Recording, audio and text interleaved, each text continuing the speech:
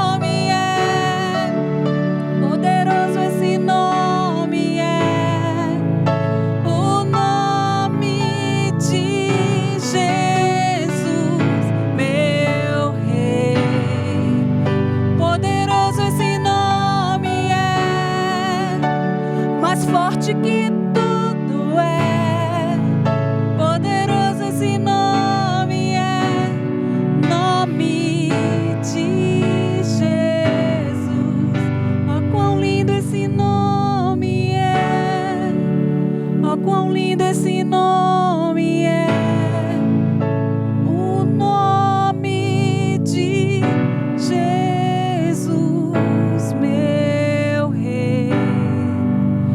Oh, quão lindo esse nome é, maior que tudo ele é.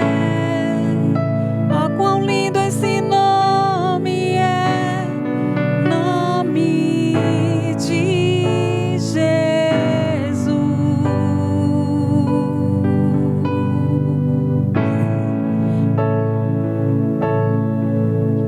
Jesus.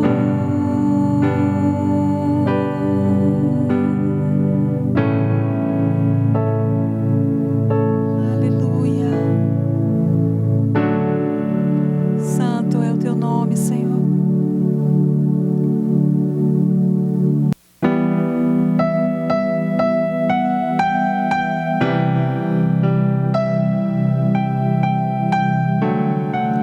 Aleluia. Porque dele, por ele e para ele são todas as coisas. Oh, Jesus, tu és bem-vindo entre nós. Declare isso no seu lar.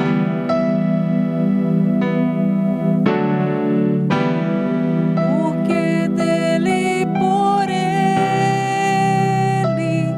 para ele são todas as coisas.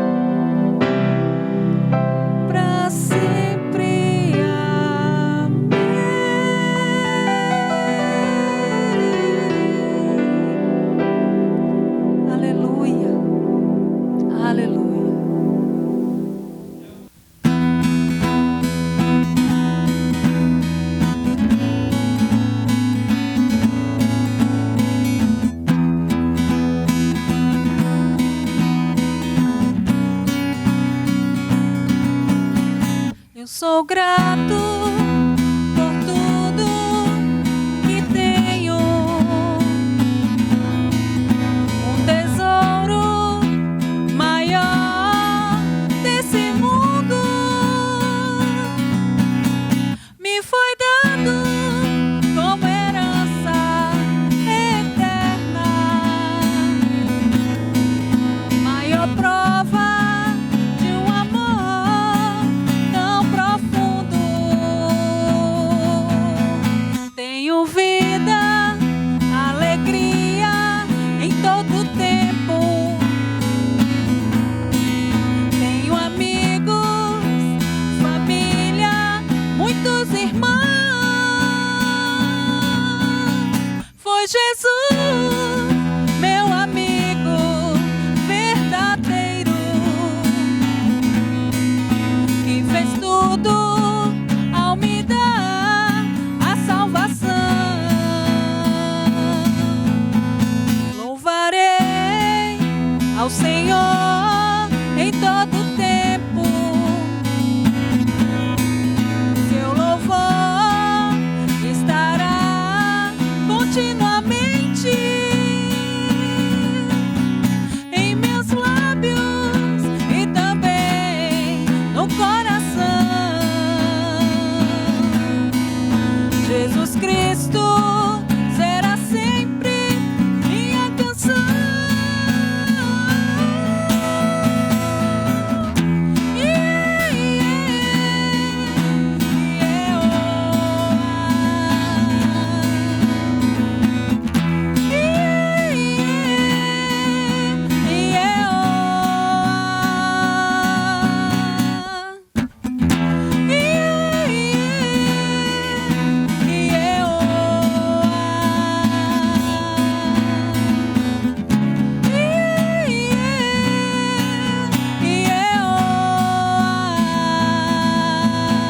Eu sou grato por tudo que tenho. Meu louvor estará continuamente em meus lábios e também no coração. Jesus Cristo será sempre minha canção.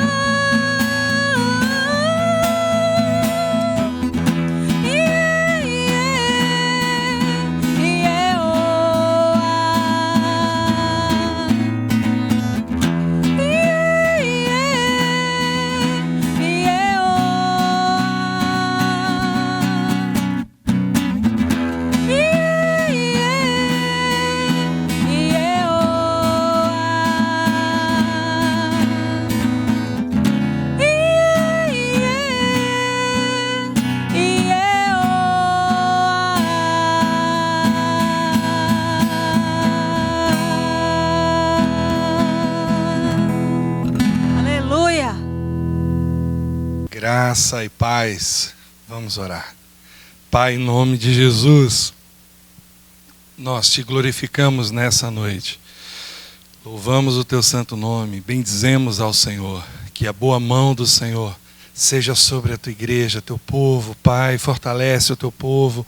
Deus, nós oramos agora, pedimos ao Senhor que o Senhor, de uma forma toda especial, supra as necessidades dos meus irmãos.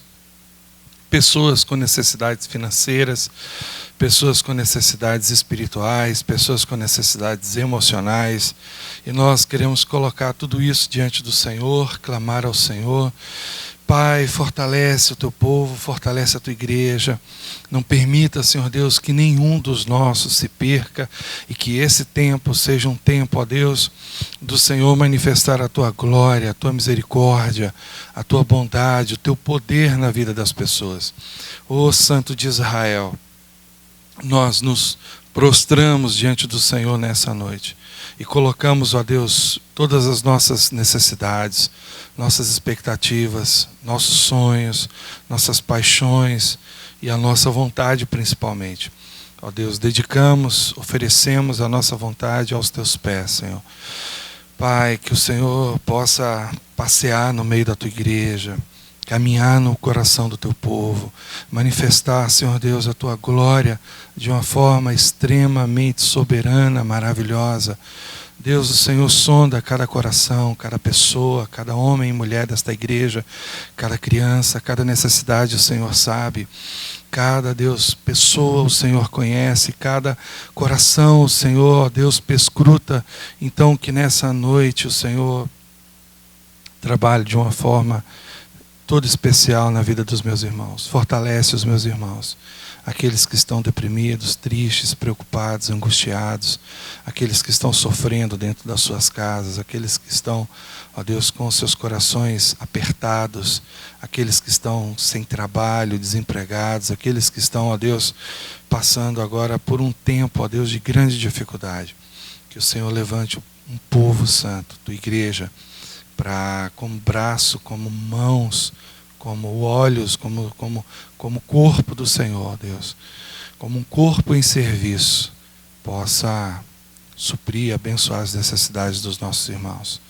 Pai, em nome de Jesus, nós repreendemos todo espírito de falência, de miséria no nosso meio. Repreendemos, ó Deus, e que nós possamos compartilhar uns com os outros de uma forma, Deus, singela, mas poderosa, em nome de Jesus. Amém. Aleluia, amém. Glória a Deus.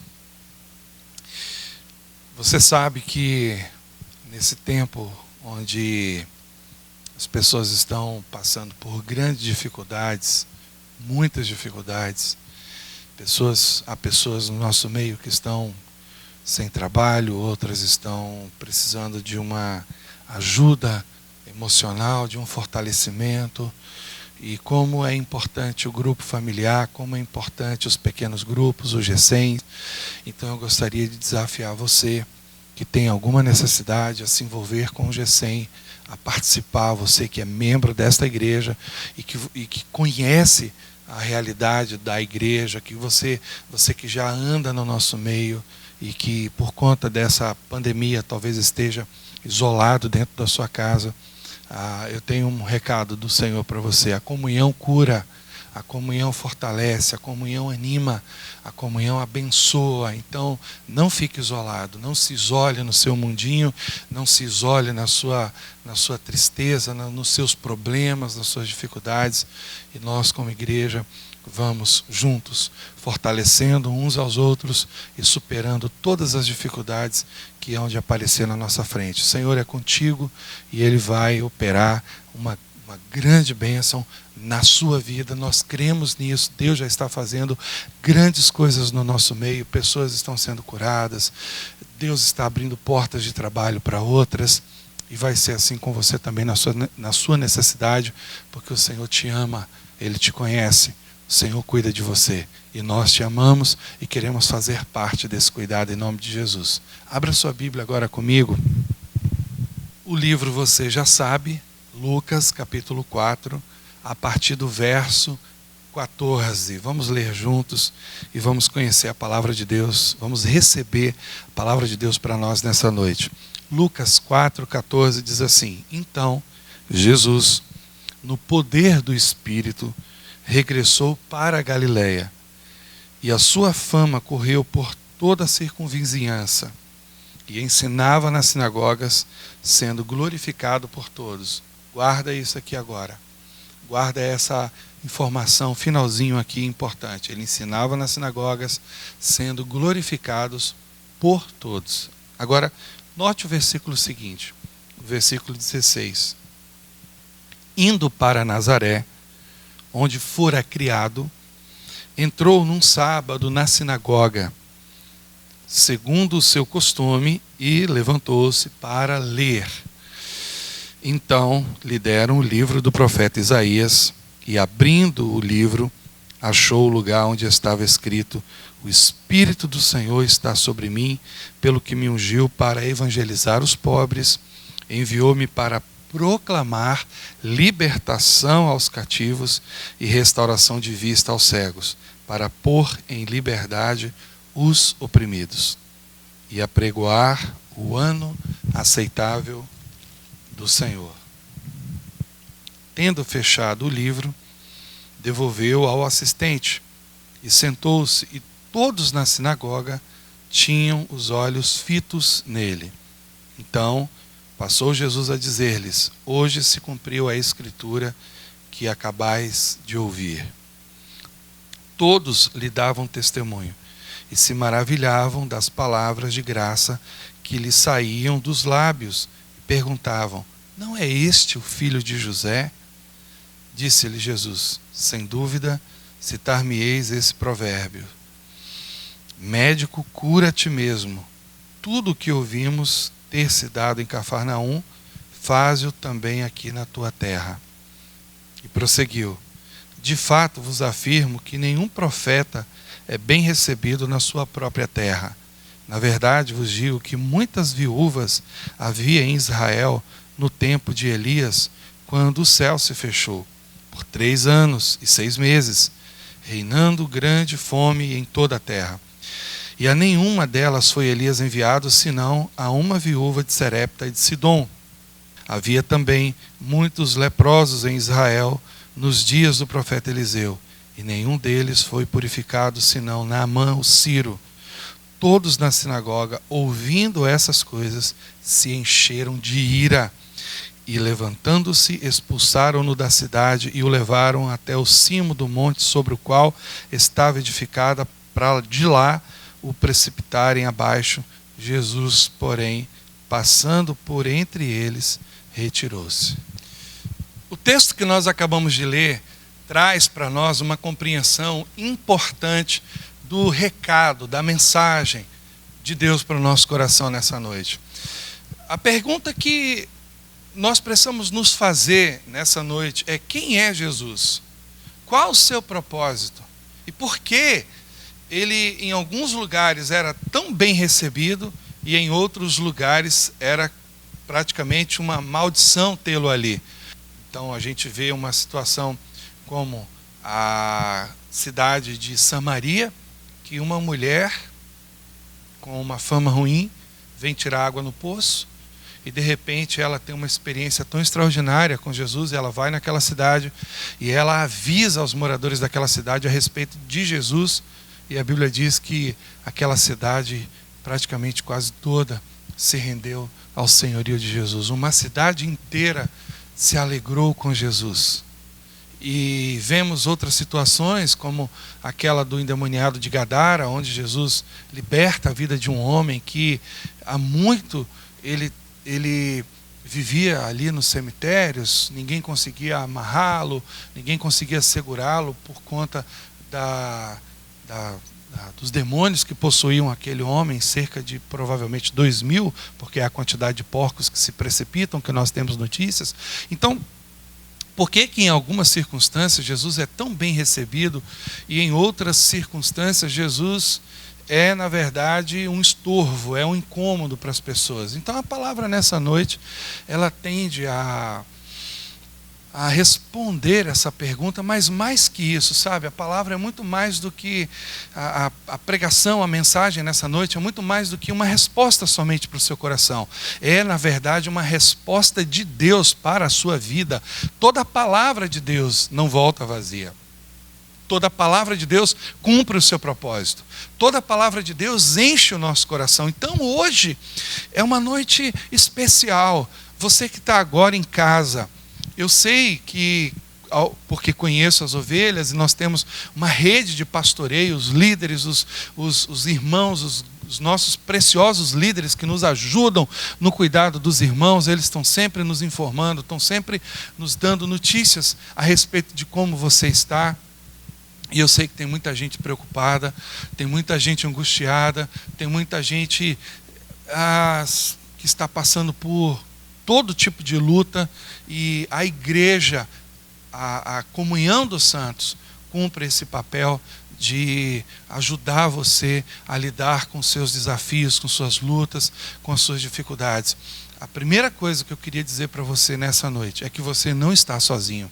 Você tem um povo, você tem irmãos que te amam, você tem pessoas que estão preocupadas e estão dispostas a ajudar você a pastorear, a estender a mão, a de uma forma muito específica de ser uma ferramenta, um instrumento de Deus na sua vida. Amém? Primeira coisa que você precisa saber é isso. Voltando então a essa perspectiva da palavra de Deus, porque a palavra de Deus é que nos impulsiona a ser essa ferramenta de bênção, de instrumento de Deus para cumprir o propósito de Deus na sua vida, ser alívio, ser ajuda, ser bálsamo. Então, pensando nessa perspectiva da palavra de Deus, olha que coisa interessante, porque em alguns momentos Jesus ele é um incômodo para algumas pessoas. E o texto que nós acabamos de ler diz, no verso 17, que ele, entrando numa sinagoga na sua cidade, ele lê um fragmento do texto de Isaías. E que fragmento é esse? Ele lê: o Espírito do Senhor está sobre mim, pelo que me ungiu para evangelizar os pobres, enviou-me para proclamar libertação aos cativos e restauração de vista aos cegos, para pôr em liberdade os oprimidos. Glória a Deus! Que palavra maravilhosa para nós nessa noite, porque essa palavra é importante para nós, porque ela traz ao nosso coração o propósito de Jesus. Jesus não foi enviado à terra de uma forma qualquer. Jesus não veio à terra simplesmente para fazer a sua vontade, só porque ele lá no céu quis vir à terra. Não. Jesus veio à terra para cumprir um propósito extraordinário. E esse propósito está estabelecido aqui em Lucas. Esse propósito inicia-se com a evangelização dos pobres.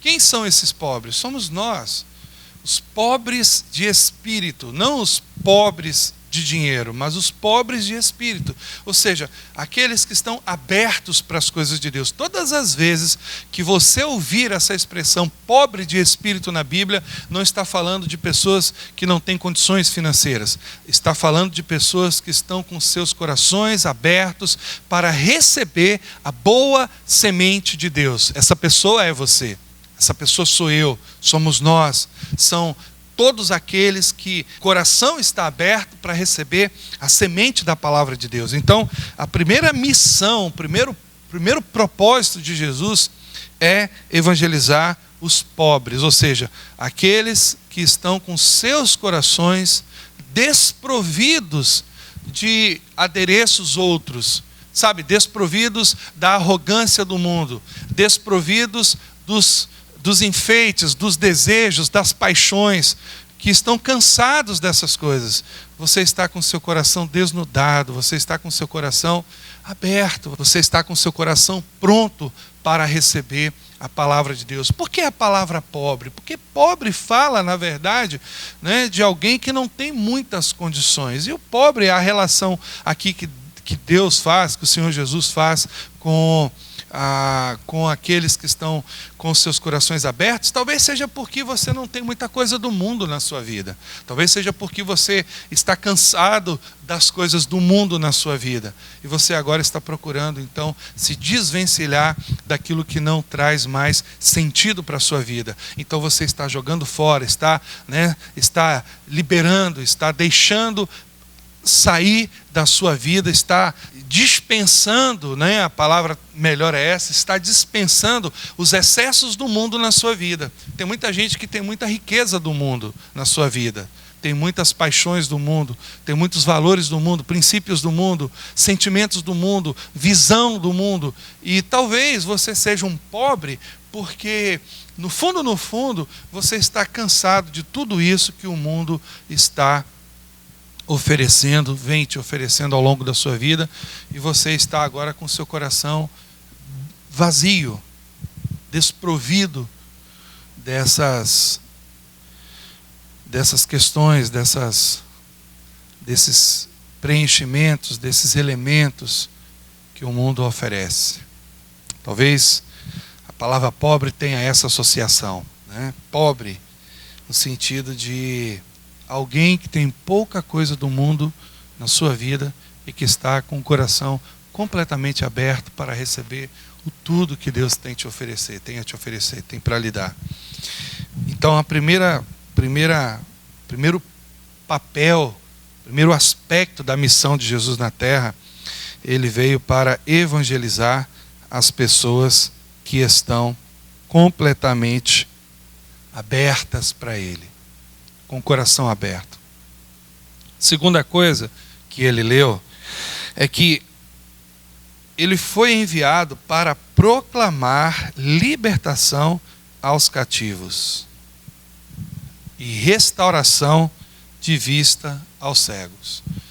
Então, aqui já Jesus aprofunda um pouco mais no seu papel, onde ele fala que a sua missão também é proclamar libertação aos cativos. Cativo de quê? Cativo do pecado, cativo da maldade do mundo, preso no sentimento, preso no sistema maligno, mundano, perverso, que é a vida de um homem ou do homem sem Deus. Ao mesmo tempo que o seu chamado também inclui restauração de vista aos cegos. Lembre-se que se os nossos olhos forem luz, todo o nosso corpo será luz. Mas se os nossos olhos forem trevas, então quão grande trevas nós estaremos. Então ele também tem o papel de tirar dos nossos olhos aquelas escamas. Sabe aquele momento que Paulo está indo no caminho de Damasco, perseguir os cristãos e ao mesmo tempo Cristo, e a Bíblia diz que uma luz aparece para ele, ele cai ao chão, fica cego, e ele vai então à casa de Ananias. Ananias ora por ele, e as escamas dos olhos de Paulo caem, e o Senhor então dá vista a Paulo. É exatamente isso que ele quer fazer com a gente, tirar toda a cegueira espiritual e nos dar visão plena do seu reino, dos valores do reino, da vida do reino, do poder do reino, da unção do reino. E ele vai fazer isso por meio da sua palavra na sua vida. Porque essa é a missão de Jesus, trazer visão ao seu coração, visão das coisas de Deus. Restauração de vista aos cegos. E pôr em liberdade os oprimidos. Quanta gente oprimida, quanta gente com o coração apertado. Essa opressão é um peso espiritual sobre a vida das pessoas. É diferente de depressão.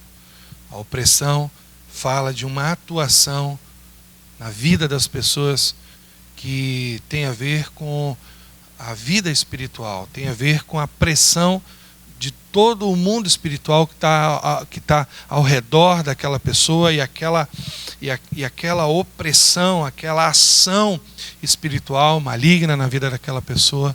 Jesus está dizendo que ele veio para pôr em liberdade os oprimidos. Quanta gente oprimida pelo diabo, quanta gente que está sendo apertada pelo diabo, quanta gente que está sendo esmagada pelo diabo nesse tempo, quanta gente que está sendo exprimida pelo inimigo. Jesus veio para dar liberdade, para pôr em liberdade os oprimidos e apregoar o ano aceitável do Senhor, o ano do perdão, o ano da reconciliação, o ano da restituição. Aqui Jesus está falando, ele se refere ao jubileu, e os judeus que estavam naquela sinagoga entenderam perfeitamente o que ele estava falando. O ano aceitável do Senhor. Toda vez que você ouve essa expressão e vê essa expressão nas Sagradas Escrituras, nós precisamos nos lembrar do que é o ano do jubileu, que é um ano de restituição, é um ano onde os escravos eram libertos, as posses eram devolvidas e as dívidas eram perdoadas. Então Jesus está dizendo que ele veio para perdoar você. Glória a Deus. Não tem pecado na sua vida, não. Não tem pecado que não possa ser perdoado por Deus. Quantas vezes como pastor a gente escuta tantas coisas terríveis. Pastor, olha, eu estou triste porque eu não aguento mais viver com esse pecado que eu cometi. Há tantos anos atrás eu abortei, eu fiz um aborto e eu carrego esse peso no meu coração, essa tristeza, essa dor no meu coração. Jesus pode perdoar você. Pastor, porque eu fiz uma maldade com alguém, eu tratei mal, eu traí a confiança de uma pessoa, de uma certa forma, eu era amiga daquela pessoa e de repente eu fiz uma maldade. Jesus pode perdoar você. Pastor, porque eu enganei, eu roubei, eu fiz uma coisa terrível. Não importa o que você fez, mas se você entender o que está estabelecido nas Escrituras, Deus pode perdoar você e quer perdoar você. E ao ler essas coisas, a Bíblia diz que ele fechou o livro, devolveu ao assistente, assentou-se e todo mundo ficou olhando para ele. O que esse homem quer dizer com isso? Qual a mensagem que ele vai trazer para o nosso coração? E de repente Jesus surpreende todo mundo quando ele diz o seguinte: hoje se cumpriu a escritura que acabais de ouvir. Ele, o ungido de Deus, estava ali. E ele disse isso. E até aqui, parece que os judeus não tinham, sacado, entendido muito bem o que ele estava querendo dizer, porque todos lhe davam testemunho e se maravilhavam das palavras de graça que lhe saíam dos lábios, e perguntaram o seguinte: não é esse o filho de José? Esse é o mesmo texto que está lá em Marcos. Não cresceu aqui com a gente? Não andou aqui em Nazaré com a gente? Não caminhava aqui pelas ruas? Não brincava nessas ruas? Não é esse menino que a gente viu crescer aqui? O que ele está falando? Quem que ele pensa que ele é? Quem que ele acha que ele é? Ele é o quê? Quem que você pensa que você é? Nós te conhecemos, nós te vimos. Nós vimos você caminhar aqui, andar por aqui. Você está dizendo o quê? Que você é o Filho de Deus? Que você é Deus? Você está dizendo que você é o Messias que nós esperamos? Você está dizendo que você é o enviado que nós estávamos aguardando? É isso que você está dizendo para nós? Não é nada. A gente que te conhece. Você é um charlatão, você é um mentiroso, nós te conhecemos, você andava aqui com a gente. E como é interessante essa relação de Jesus com as pessoas. Um grupo que crê, que ama, que recebe as bênçãos, que vê o sobrenatural, o extraordinário de Deus, como Jairo, como a mulher Sirofenícia, como Bartimeu, como tantos outros, como os discípulos, que viram a atuação de Deus de uma forma extraordinária naquele tempo. Como é interessante a gente ver essa relação de pessoas que foram de alguma forma tocadas pelo Senhor, como a mulher do fluxo de sangue, como aquele aleijado que estava junto ao poço de Betesda, como aquele aleijado que foi colocado no meio da casa, destelhando o teto e descendo ali e levou a sua cama para casa andando. Como é interessante a relação dessas pessoas com Jesus e a relação daqueles que não creram, que não abriram os seus corações, que não tiveram seus olhos abertos, que não foram libertos, que não deixaram de ser cativos da religiosidade. E eles estão então dizendo: não é esse o filho de José? José, o carpinteiro, que trabalha ali no final da rua. Ué, você saiu daqui tem pouco tempo? Você está voltando dizendo que é, que é o Filho de Deus? E aí Jesus fala algo que ofende aquelas pessoas, porque a verdade de Deus, para quem está com o coração aberto, é sempre uma boa palavra. Mas a verdade de Deus para quem está com o coração preso, para quem está com o coração cativo na incredulidade, é sempre uma ofensa. E ele diz: sem dúvida, citar-me-eis esses provérbios, esse provérbio: médico, cura-te a ti mesmo. Tudo que ouvimos ter se dado em Cafarnaum, faze-o aqui na tua terra.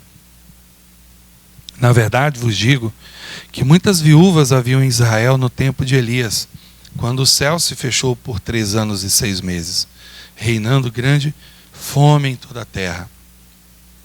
A nenhuma delas foi Elias enviado, senão a uma viúva de Serepta de Sidom. Sabe o que Jesus está querendo dizer com isso?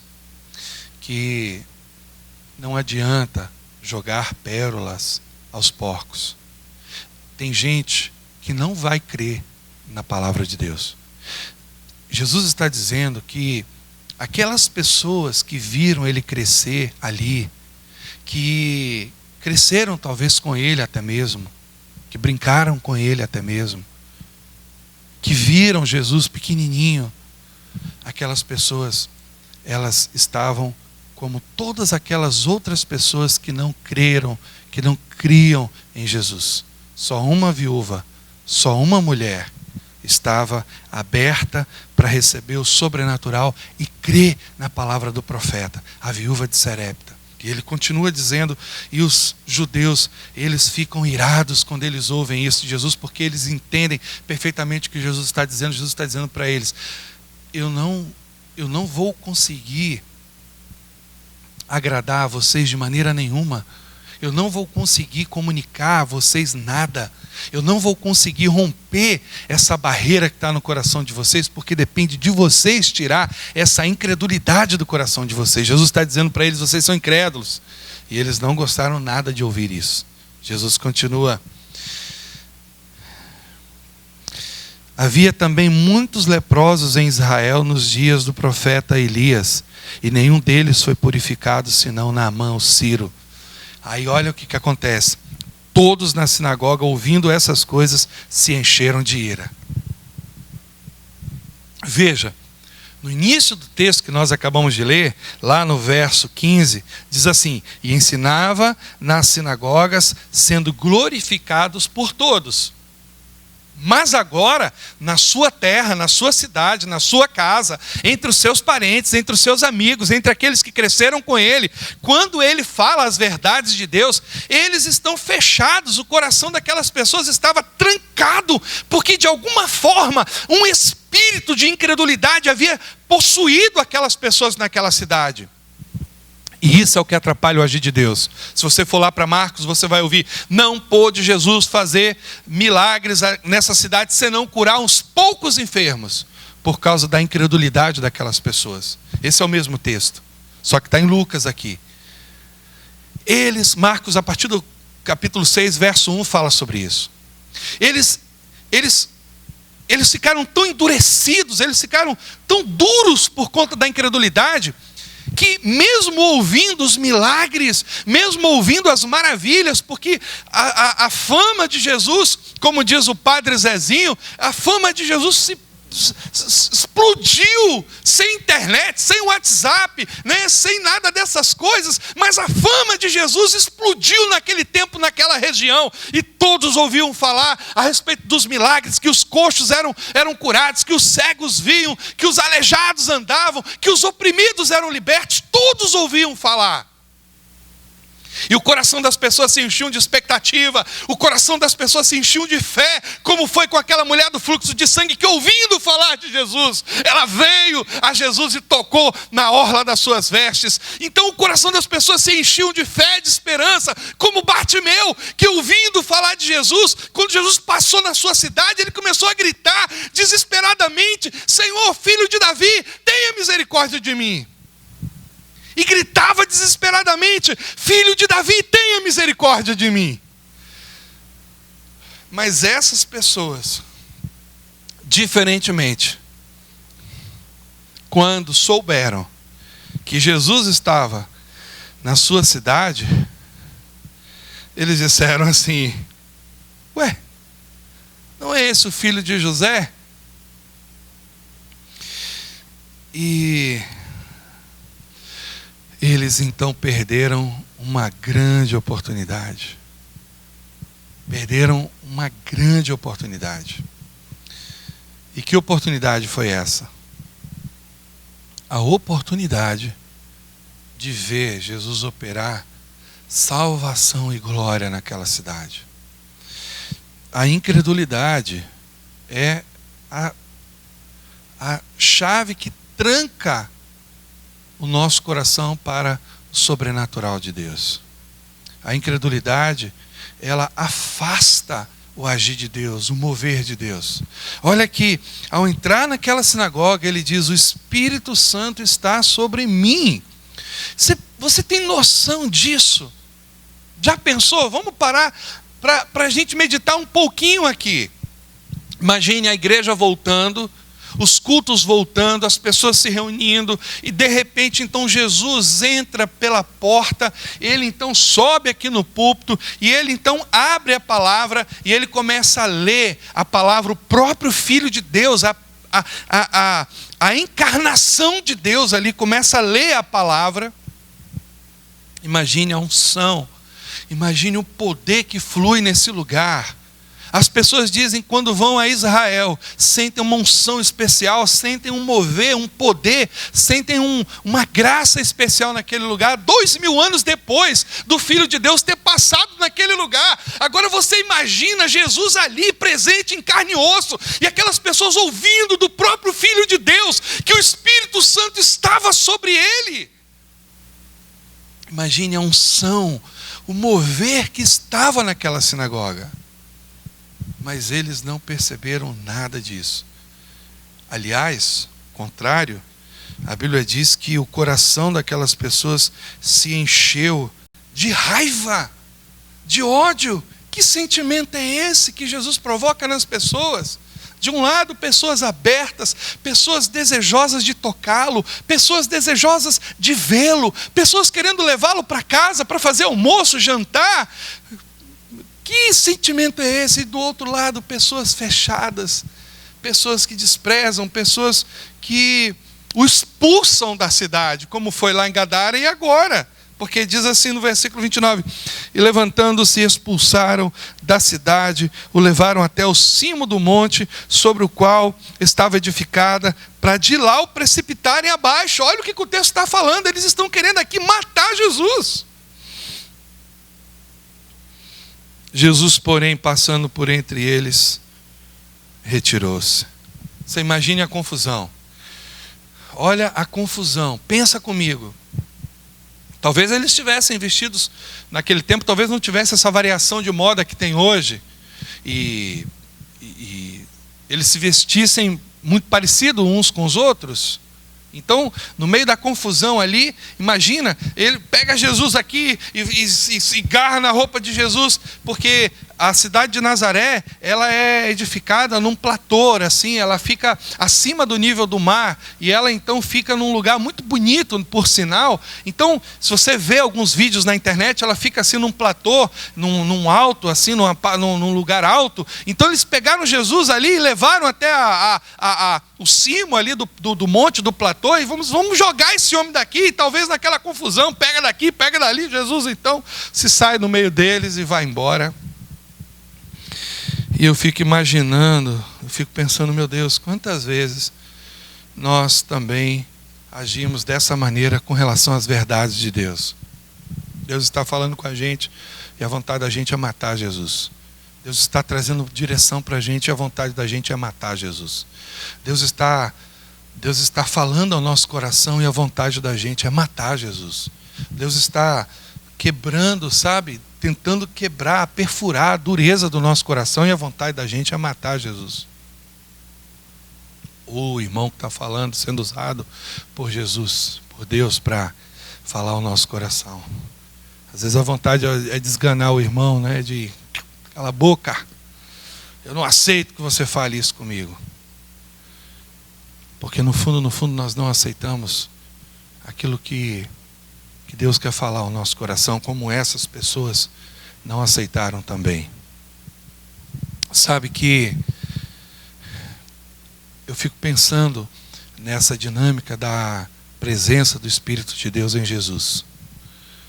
Olha que a Bíblia diz que o Espírito Santo, ele convence o homem do pecado, da justiça e do juízo. Imagine a unção, o poder, o trabalhar do Espírito na vida das pessoas. Agora você imagina, para e pensa um pouquinho comigo.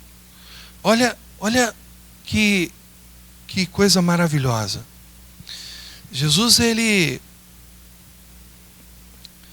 é o enviado de Deus. Jesus, ele é a expressão de Deus, a imagem de Deus. E agora nós estamos ouvindo que o enviado de Deus tem o Espírito de Deus. É uma bênção dupla. Não é só Jesus que está falando aqui, mas é Jesus e o Espírito. A pessoa do Espírito Santo, o Deus Espírito e o Deus Filho, os dois, numa combinação perfeita, numa harmonia perfeita, estão falando naquela sinagoga e aquelas pessoas estão fechadas, completamente fechadas para Deus. Como tem gente dura. Como tem gente com coração de pedra, gente. Como tem gente que, embora o Espírito fale, embora Jesus fale, embora Deus fale, mas essas pessoas, elas continuamente proferem o ditado que Jesus falou: médico, cura a ti mesmo. Tudo que ouvimos ter se dado em Cafarnaum, faz-o também aqui na tua terra. Quer dizer, se você realmente é esse Deus poderoso que as pessoas estão falando, por que você não fez aqui o que você deveria fazer? O que você fez em outros lugares? Cadê que você é esse homem todo que as pessoas estão falando? Cadê que você é esse filho de Deus? Você não fez nada aqui. Você não fez nada aqui. Que ditado diabólico, né? Que ditado diabólico. Às vezes a gente ouve isso também. Ah, se você fosse crente, você fazia dessa ou daquela forma. Ah, se você fosse crente mesmo, você não teria agido dessa maneira. Você já reparou que às vezes você ouve essas coisas para te abater, para te entristecer, para tirar do seu coração a paz, a vida, a graça de Deus? Então é importante que nessa noite você saiba o seguinte: você tem que estar no grupo daqueles que estão abertos para Deus. Você tem que estar no grupo daqueles que estão com seus corações desejosos, que estão experimentando o milagre. Não tem jeito, só vai ter dois tipos de pessoas no mundo inteiro: aqueles que creem e aqueles que não creem. Não tem aqueles que ficam em cima do muro. Só tem os que creem e os que não creem. E nós somos daqueles que creem, amém? Nós somos daqueles que vão ver os milagres, nós somos daqueles que vão ver os céus abertos, nós somos daqueles que vão ver os anjos descendo sobre as nuvens com Jesus, com poder e glória. Vamos desfrutar das maravilhas, vamos sentar à mesa, vamos cear com o nosso Pai Celestial na glória. Nós somos daqueles que vão ver o poder de Deus nessa terra, na nossa família, na nossa vida. Nós somos daqueles que quando Jesus entra, quando a palavra de Deus entra, e ela vem ungida pelo Espírito Santo, ela faz coisas extraordinárias. Nós somos daqueles que creem nisso, amém? Então, nesse tempo tão difícil, nós somos como aquela viúva que hospedou Elias. Nós somos como aquele Ciro que creu na palavra do profeta e se banhou e foi curado. A viúva foi provida, o Ciro foi curado. Você já notou que esse tempo, as duas coisas mais necessárias nesse tempo é provisão e cura. Cura e provisão. Olha as doenças se alastrando. Olha o desemprego crescendo. Deus é Deus para fazer algo extraordinário na vida da igreja. Creia, porque eu quero crer com você. Fecha os teus olhos. Eu creio com você. Fecha os teus olhos. Oh, Pai Celestial, muito obrigado, Senhor. Muito obrigado, porque a tua palavra fala para nós hoje de forma extraordinária que o Espírito Santo está sobre o seu Filho amado, o Espírito Santo está sobre Jesus, o nosso irmão mais velho, e aonde ele entra, ele abre a palavra, ele abre a sua boca para profetizar que aquele lugar é um lugar aonde a evangelização dos pobres, aonde a libertação dos cativos, aonde a restauração de vista aos cegos, aonde os oprimidos são libertos, aonde o perdão, o ano aceitável do Senhor chega, e nós cremos nisso, ó Pai. Nós cremos que assim como foi com aquela viúva, será com a gente. A provisão do céu virá, e na nossa casa, ó Deus, a farinha multiplicar-se-á, a farinha será multiplicada, o azeite, ó Deus, prosperará. Nós cremos como aquele Ciro, como Naamã, e nós, ó Pai, desceremos as águas e seremos curados, lavados, e toda lepra será em nome de Jesus, toda enfermidade será banida da nossa vida em nome de Jesus. Nós cremos e profetizamos que esse é um tempo de manifestação do poder de Deus no meio da igreja. Esse é um tempo da igreja ver o extraordinário. O mundo inteiro está perdido, o mundo inteiro está em trevas, mas nós, ó Deus, estamos junto daquele que tem o Espírito do Senhor sobre ele, o Espírito que o ungiu, o Espírito que o abençoou, o Espírito que o fortaleceu, que dá vida. Por isso, ó Deus, nós cremos e profetizamos nessa noite, no meio da tua igreja, poder e glória, unção, prosperidade, cura no meio do teu povo. Pai, em nome de Jesus, manda dos quatro ventos da terra provisão para a tua igreja. Não permita que a tua igreja caia, Senhor Deus, em desgraça. Não permita que o teu povo seja envergonhado, mas que o Senhor possa soprar sobre a tua igreja, porque nós estamos guardados na arca do Senhor, que é a tua igreja, em nome de Jesus. Deus abençoe a sua vida, que você tenha uma semana nova, uma semana abençoada, uma semana próspera, em nome de Jesus. Que o Espírito do Senhor unja você também para fazer coisas grandes nesse tempo, em nome de Jesus. Amém, amém e amém. Aleluia.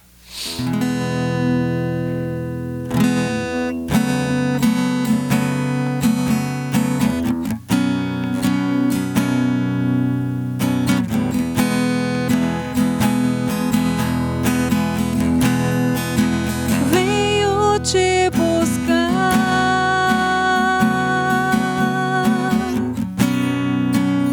desejo adorar-te,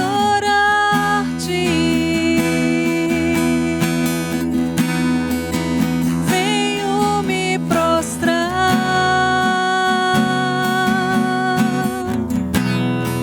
Hoje eu preciso saciar-me,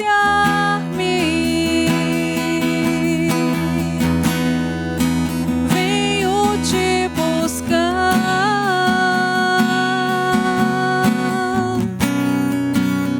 desejo adorar-te,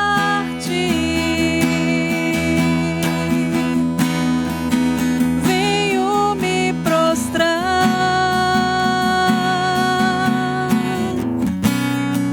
Hoje eu preciso saciar-me, que tua presença encha todo este lugar, que tua presença encha todo este altar, que tua presença encha todo este lugar, que tua